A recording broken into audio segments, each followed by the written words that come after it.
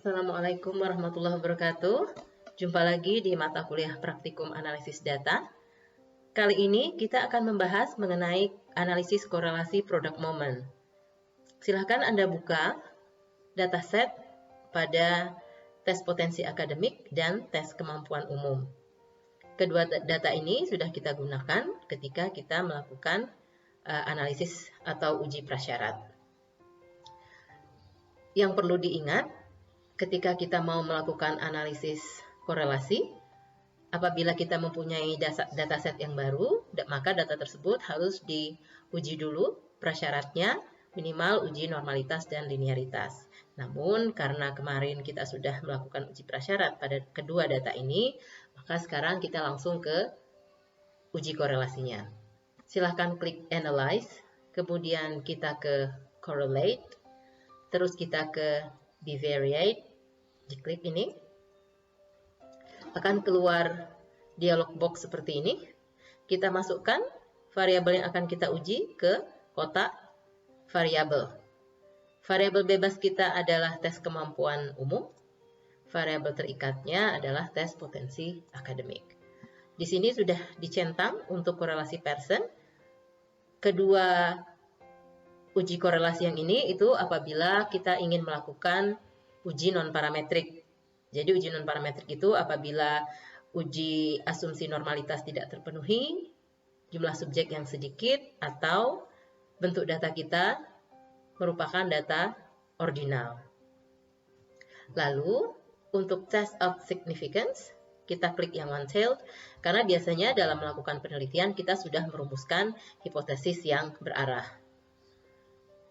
Untuk yang ini, flag significant correlation, ini dicentang saja supaya nanti ketika kita menghasilkan korelasi yang signifikan, itu akan ada tanda bintang.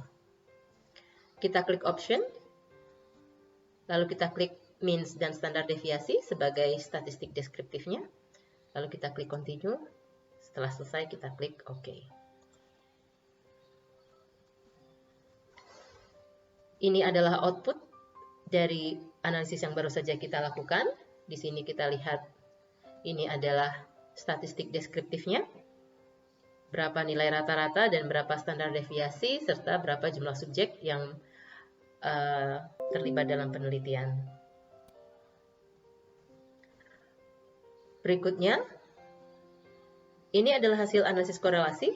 Yang kita lihat adalah ini tes kemampuan umum, lalu dihubungkan dengan tes potensi akademik. Kalau di sini, tes kemampuan umum nanti dikorelasikan dengan tes kemampuan umum, korelasinya pasti sama dengan 1. Ya. Jadi yang kita lihat adalah bagian di sini atau bagian di sini. Hasil analisis kita, korelasi antara tes kemampuan umum dan tes potensi akademik sebesar 0,779. Dan ini merupakan korelasi yang positif karena tidak ada tanda negatif. Apabila nanti korelasi antara kedua variabel kita itu korelasi yang negatif, maka di sini akan ada tanda negatif, ya. Jadi sebesar 0,779. Lalu untuk taraf signifikansi sebesar 0,00. Ini menunjukkan bahwa ada korelasi yang sangat signifikan antara tes kemampuan umum dengan tes potensi akademik. Sangat signifikan karena dia berada di bawah 0,001. Korelasi yang positif menunjukkan bahwa semakin tinggi tes kemampuan umum, nilai seseorang di tes kemampuan umum, maka akan semakin tinggi juga nilainya di tes potensi akademik. Atau sebaliknya, semakin rendah nilai seseorang di tes kemampuan umum, maka akan semakin rendah juga nilai tes potensi akademiknya.